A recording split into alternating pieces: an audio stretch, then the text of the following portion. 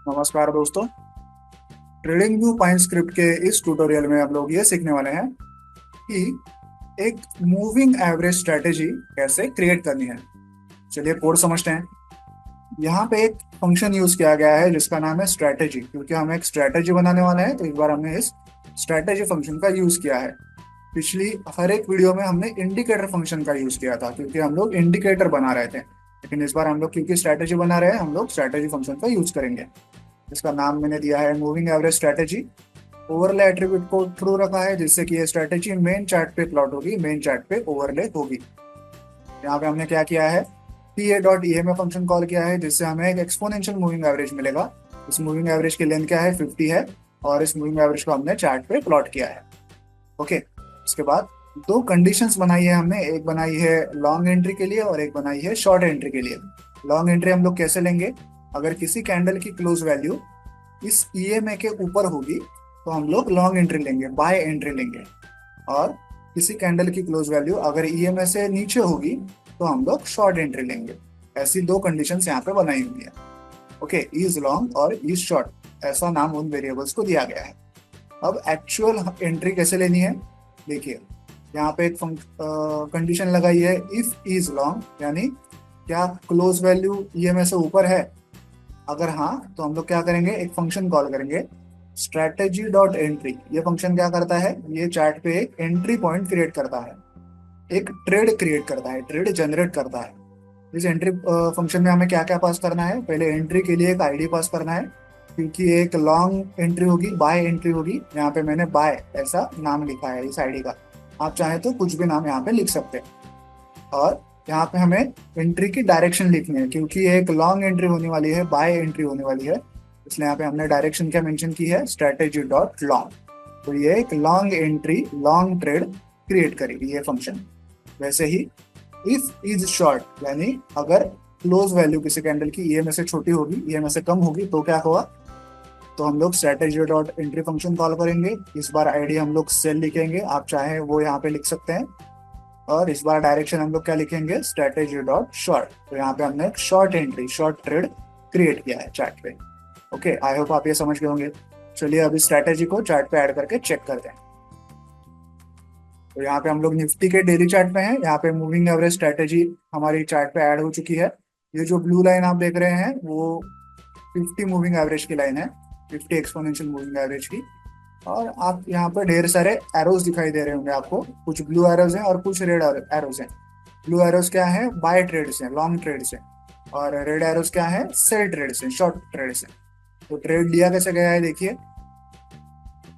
जब भी कोई कैंडल जब भी कोई कैंडल मूविंग एवरेज के ऊपर क्लोज होती है तो उसके अगली कैंडल के ओपन वैल्यू पे बाय ट्रेड लिया गया है। मतलब ये कैंडल यहाँ पे क्लोज हुई होगी तो इमीडिएटली जब दूसरी कैंडल ओपन हुई, अगली कैंडल, तो उसकी ओपन वैल्यू पे यहाँ पे बाय ट्रेड लिया गया। इसकी ओपन वैल्यू पे लिया गया है, मुझे कैसे समझा, ये देखिए ये जो छोटा सा एरो दिखाई दे रहा है ना ब्लू कलर का, ये देखिए ब्लू कलर का एरो है, वो कहाँ पे प्लेस्ड है, वो इस रेड कैंडल की ओपन वैल्यू पे प्लेस्ड है। तो इसलिए मुझे समझा कि इस कैंडल की ओपन वैल्यू पे वो ट्रेड लिया गया है। तो यहाँ पे जो हमारा आईडी था, बाय हमने लिखा था आईडी में, वो बाय यहाँ पे मेंशन्ड है, तो यहाँ पे एक लॉन्ग ट्रेड लिया गया है। वैसे ही जब कोई कैंडल इस मूविंग एवरेज के नीचे क्लोज होती है तो उस कैंडल के बाद वाली जो कैंडल है उसकी ओपन वैल्यू पे एक शॉर्ट ट्रेड लिया गया है, इसलिए यहाँ पे सेल ऐसा लिखा गया है।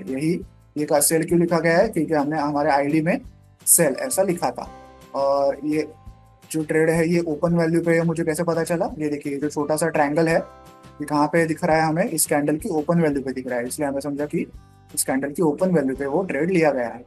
ऐसे ही आप किसी भी एरो के यहाँ पे देखिए, जब भी कैंडल ऊपर क्लोज होगी मूविंग एवरेज के, वहाँ पे लॉन्ग ट्रेड लिया जाएगा, और जब भी कैंडल नीचे क्लोज होगी वहाँ पे शॉर्ट ट्रेड लिया जाएगा। अब देखिए क्या होता है कि ये जो लॉन्ग ट्रेड यहाँ पे लिया गया है, ये जो लॉन्ग ट्रेड यहाँ पे लिया गया है वो यहाँ पे क्लोज हो जाता है। जब भी नया शॉर्ट ट्रेड लिया जाता है चार्ट पे तो जो पिछला लॉन्ग ट्रेड है वो यहाँ पे क्लोज हो जाता है। वैसे ही जो यहाँ पे शॉर्ट ट्रेड लिया गया है वो नया लॉन्ग ट्रेड मिलते ही यहाँ पे क्लोज हो जाता है। मतलब लॉन्ग ट्रेड शॉर्ट ट्रेड को क्लोज कर देता है और शॉर्ट ट्रेड लॉन्ग ट्रेड को क्लोज कर देता है। ओके, और ये +2 - 2, ये क्या लिखा हुआ है यहाँ पे, +2 - 2? देखिए हमने यहाँ पे कितने क्वांटिटी में ट्रेड करना है या कितने लॉट्स में ट्रेड करना है ये तो लिखा नहीं था। करेक्ट, इस फंक्शन में कहीं भी लिखा नहीं है क्वांटिटी या लॉट्स कितने हैं। तो बाय डिफॉल्ट एक क्वांटिटी या एक लॉट ही माना जाता है। तो यहाँ पे दो दो क्यों लिखा गया है, हर जगह पे +2 - 2 क्यों लिखा गया है? क्योंकि जो सबसे पहला ट्रेड होगा चार्ट पे, जो कहाँ हो सकता है, आई गेस कहीं भी हो सकता है, देखते हैं एकदम से। ओके, तो अब मैंने क्या किया है, मैं निफ्टी के एकदम इनिशियल डेज पे आ गया हूँ, 1990s में आ गया हूँ मैं। आप देख सकते हैं यहाँ पे मैं जहाँ पे कर्सर प्लेस कर रहा हूँ वहाँ पे डेट आप देख सकते हैं, जुलाई 1990 की डेट है। तो हम लोग सबसे पहला ट्रेड देखते हैं वहाँ पे क्या हुआ है। सबसे पहला ट्रेड ये था, चार्ट का, पूरे चार्ट का सबसे पहला ट्रेड ये था।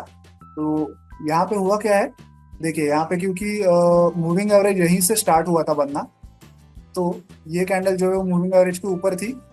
तो उसके अगले कैंडल के ओपन वैल्यू पे ये बाय ट्रेड लिया गया। तो यहाँ पे तो +1 लिखा है, +1 क्यों लिखा है? क्योंकि हमने कोई क्वांटिटी या कितने लॉट्स लेने हैं वो मेंशन नहीं किया था, तो बाय डिफॉल्ट वो एक क्वांटिटी या एक लॉट से ट्रेड करना शुरू कर देता है। अब जैसा हमें पता है कि बाय ट्रेड क्लोज कब होता है, जब कोई सेल ट्रेड आता है नया। तो देखिए इस बाय ट्रेड के बाद ये सेल ट्रेड आया नया। ओके, तो यहाँ पे क्या हुआ, ये बाय ट्रेड जो है ये तो क्लोज हो गया और एक नया सेल ट्रेड आया। मतलब एक क्वांटिटी क्लोज हो गई और नई क्वांटिटी ऐड हो गई, इसलिए यहाँ पे दो क्वांटिटीज दिखाई गई हैं। ओके, बाय करते समय प्लस दिखाया जाता है, सेल करते समय माइनस दिखाया जाता है। ओके, तो ये जो +1 है ये क्लोज हुआ, मतलब क्या हुआ, ये -1 हुआ, तभी जाके 0 हुआ। +1 को -1 करेंगे तभी जाके ट्रेड क्लोज होगा। करेक्ट है? तो ये +1 क्लोज करने के लिए यहाँ पे एक -1 हुआ होगा, तब जाके ये बाय ट्रेड क्लोज हुआ। और इस सेल का खुद का एक -1 है, क्योंकि सेल ट्रेड में हमेशा -1 लिखा जाता है, शॉर्ट ट्रेड में हमेशा -1 लिखा जाता है। तो सेल ट्रेड का खुद का -1 और ये बाय ट्रेड क्लोज करने के लिए किया गया -1, ऐसा यहाँ पे -2 हमें दिखाई दे रहा है। ओके, मतलब एक क्वांटिटी क्लोज हो गई इसकी और नई क्वांटिटी शॉर्ट हो गई, इसलिए यहाँ पे हमें -2 दिखाया जा रहा है। वैसे ही क्योंकि अब यहाँ पे -2 है, ये इसका ट्रेड क्लोज कब होगा, जब कोई अगला बाय ट्रेड जनरेट होगा। तो अगला बाय ट्रेड यहाँ पे जनरेट हुआ, तो अब -2 को क्लोज करने के लिए यहाँ पे +2 दिखाया गया है। वैसे ही इस +2 को क्लोज करने के लिए यहाँ पे -2 दिखाया गया है। इसके लिए आगे के हर एरो पे आपको आइदर +2 या -2 दिखाई देगा, यानी पहले की क्वांटिटी क्लोज हुई और नई क्वांटिटी जनरेट हुई। ओके, ये जो शॉर्ट यहाँ पे किया गया था वो यहाँ पे क्लोज हो गया, मतलब वो +1 हो गया, और नई बाय ट्रेड भी ली गई उसका भी +1 हो गया, यानी कि दो बार +1 हुआ, इसलिए यहाँ पे +2 है।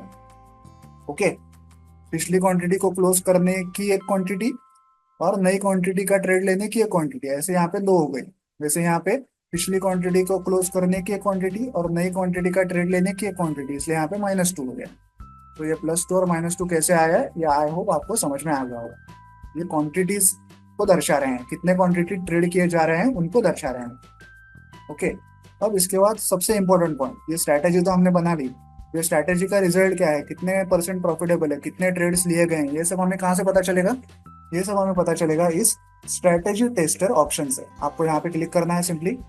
देखिए यहाँ पे आपको अलग अलग ऑप्शंस दिख रहे हैं, क्या क्या ऑप्शंस हैं। सबसे पहले ओवरव्यू करके ऑप्शन है, तो ये हमें दिखा रहा है कि टोटल कितने ट्रेड्स लिए गए हैं इस निफ्टी के डेली चार्ट पे।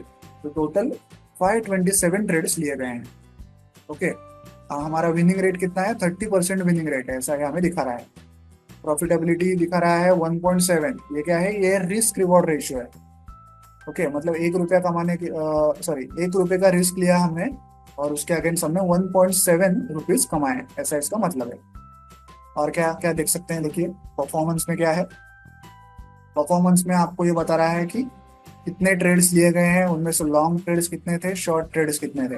हर एक ट्रेड का ऐसे समरी आपको ये बता रहा है कि नेट प्रॉफिट कितना हुआ, ग्रॉस प्रॉफिट, ग्रॉस लॉस, ये सब ये आपको यहाँ पे दिखा रहा है, आप ये देख सकते हैं। उसके बाद ट्रेड एनालिसिस दिखा रहा है कि टोटल ट्रेड्स कितने हुए हैं, उसमें से विनिंग ट्रेड्स कितने हैं, लूजिंग ट्रेड्स कितने हैं, प्रॉफिटेबिलिटी कितनी है। देखिए टोटल प्रॉफिटेबिलिटी भले 30.93% हो, लेकिन अगर हम लोग सिर्फ लॉन्ग ट्रेड्स लेते तो प्रॉफिटेबिलिटी होती 32%, 32.5%। सिर्फ शॉर्ट ट्रेड्स लेते तो 29% होती। एवरेज प्रॉफिट लॉस कितना है, एवरेज विनिंग ट्रेड कितना है, एवरेज लूजिंग ट्रेड कितना है, ये सब डेटा आपको ट्रेडिंग व्यू द्वारा खुद से कैलकुलेट करके यहाँ पे दिखाया जा रहा है। रिस्क और परफॉर्मेंस रेशियोज यहाँ पे दिखाए जा रहे हैं। लिस्ट ऑफ ट्रेड्स, हर एक ट्रेड को यहाँ पे लिस्ट किया गया है। टोटल 528 ट्रेड्स है। ये जो लास्ट वाला ट्रेड है ये अभी ओपन है फिलहाल। जो शॉर्ट ट्रेड हमने देखा था ये वाला, ये लास्ट वाला, ये ओपन है, अभी तो क्लोज नहीं हुआ है। इसलिए यहाँ पे, सॉरी, इसलिए यहाँ पे ये सेल तो हुआ है लेकिन ये क्लोज नहीं हुआ है, इसलिए यहाँ पे ओपन दिखाया जा रहा है। तो हर एक ट्रेड आपको यहाँ पे नंबर वाइज दिखाया जाएगा कि कौन सा ट्रेड लिया गया था, कौन सी तारीख को लिया गया था, कौन से प्राइस पे लिया गया था, कितनी क्वांटिटी ली गई थी। देखिए क्वांटिटी आपको 111 ही दिखाई देगी, भले चार्ट पे आपको +2 - 2 दिखाई दे रहा है, बट यहाँ पे कॉन्ट्रैक्ट्स में आपको 1 क्वांटिटी ही दिखाई दे रही है। वहाँ पे +2 - 2 क्यों है, हमने अभी पिछले कुछ एग्जांपल्स में समझा था। फिर हर एक ट्रेड में कितना प्रॉफिट हुआ, कितना लॉस हुआ, वो यहाँ पे दिखाया जा रहा है। क्यूमुलेटिव प्रॉफिट दिखाया जा रहा है, ड्रॉ डाउन दिखाया जा रहा है। अगर आपको सबसे पहला ट्रेड देखना है तो आपको इस एरो को क्लिक करना पड़ेगा। यहाँ पे ट्रेड ऐसा लिखा हुआ है, आपको यहाँ पे क्लिक करना है। तो देखिए सबसे पहले एरो से आप सबसे पहले ट्रेड से आप शुरू हो गया। First trade, second trade, third trade, आप ऐसे देख सकते हैं। हर एक ट्रेड को आप एनालाइज कर सकते हैं। तो ये सब हमने कहाँ से देखा, इस स्ट्रेटेजी टेस्टर टैब से हमने देखा, जो पाइन एडिटर के बिल्कुल बाजू में है। ओके, तो आई होप आपको ये समझ में आ गया होगा कि ट्रेडिंग व्यू पाइन स्क्रिप्ट में एक मूविंग एवरेज स्ट्रेटेजी आप कैसे क्रिएट कर सकते हैं। वीडियो में दिखाए गए कोड को डाउनलोड करने के लिंक मैंने वीडियो के नीचे डिस्क्रिप्शन बॉक्स में दे दी है। आप चाहें तो वहां से कोड डाउनलोड कर सकते हैं। वीडियो को एंड तक देखने के लिए धन्यवाद। Thank you.